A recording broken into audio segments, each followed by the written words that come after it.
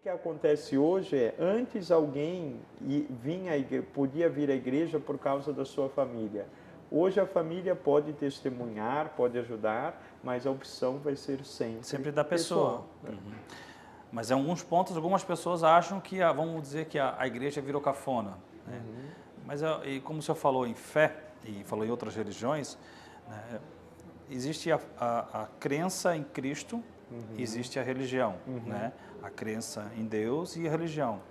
E essas outras religiões, elas já foram muito abordadas durante muitos séculos pelo próprio cristianismo e até por outras igrejas, né? Como hoje está essa questão da igreja em relação a essas outras religiões? Existe um ponderamento maior, né? Um aceitamento maior, ou continua se fazendo uma vista meio ruim para aquela? Porque algumas religiões condenam outras, né? O cristianismo teve o seu tempo lá atrás que chegou a condenar. Hoje eu acredito que não mais. Mas como já está a visão da igreja? A relação da igreja com as pessoas que não são católicas sempre é uma relação que a gente procura seja marcada pelo diálogo. Quanto mais próximos de nós, mais pontos em comum, claro que mais intenso se dá esse diálogo, né? Então, com os outros cristãos que não são católicos, nós buscamos o ecumenismo, quer dizer, ver em primeiro lugar o que nos une do que aquilo que nos separa.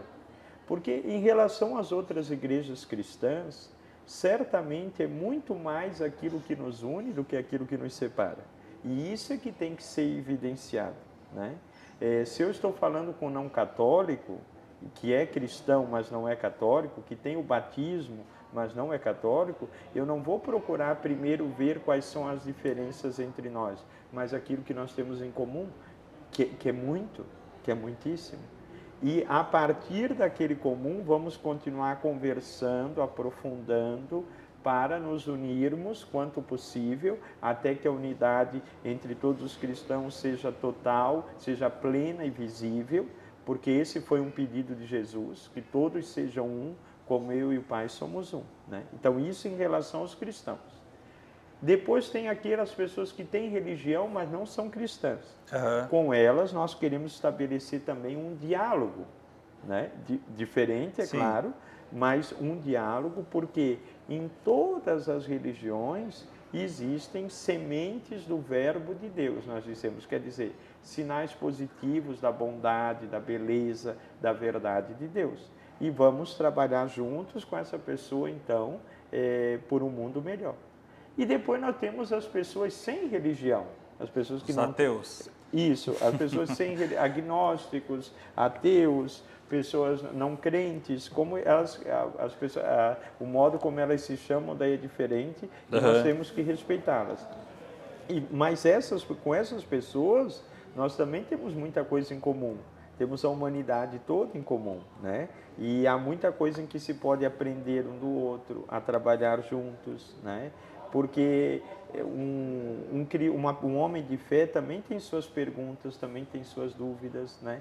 Como uma pessoa não crente, uma pessoa não religiosa, tem muitos temas da religião que são importantes para ela também, né? Então, a palavra-chave em relação com os outros é sempre diálogo, é sempre comunhão. Por isso que nós vemos o Papa, os bispos, ou mesmo os padres, sempre indo ao encontro e falando com os diferentes. E se não for assim, não é evangelho. Porque, na verdade, é o próprio ensinamento do nosso Senhor Cristo, claro, que ele fazia justamente isso. Os iguais e os diferentes sempre juntos. Sim, né? sim. Muito interessante. Bom... Mas eu queria falar que você falou, disse que muita gente considera a igreja cafona, ultrapassada, etc. Né? Bem, então assim, primeiro realmente a igreja, né, a igreja católica está aí há 2000 anos, né? Ninguém aguentou tanto tempo. Né? E é a maior religião existente no mundo até hoje. Então, isso são muitos anos, é claro, é normal que algumas pessoas vejam como algo muito velho, muito ultrapassado, né? Mas daí eu acho que a palavra é experiência. Muita gente tem uma ideia da igreja de fora, que não corresponde, né? Quando essas pessoas entram nas nossas comunidades, começam a participar de um grupo, de movimento, de jovens, de casal, etc., elas veem que, na verdade, é muito mais aberto, é muito mais fresco, é muito mais luminoso, é muito mais bonito do que eles têm imaginado. Depende da experiência. Porque mesmo que dentro da igreja existem seres humanos, todo ser humano ele é falho, né? Graças a Deus, é por isso nós estamos lá. Ele é falho, então as pessoas acabam tendo parâmetros em cima das pessoas que são falhas. Eu quis dizer, não por minha opinião, sim, né? sim. Que ela é ultrapassada. Eu digo até pela essa nova geração que está se criando, né? A gente é uma geração tecnológica, Sim. menos crente ou fiel a Deus ou cristão, né? Mas então a igreja ela trabalha para recuperar, digo não recuperar, né? Mas trazer essas pessoas para dentro da igreja novamente, como o senhor falou, por suas próprias vontades. Para né? apresentar o Evangelho. Apresentar o Evangelho. Para anunciar o Evangelho, né? E um Evangelho e com liberdade, porque a fé é sempre o encontro de duas liberdades. A liberdade de Deus que chama e a liberdade da pessoa que responde, né? Nenhuma outra religião na Terra trabalhou tanto a importância da liberdade e da libertação como a religião cristã a partir do Evangelho.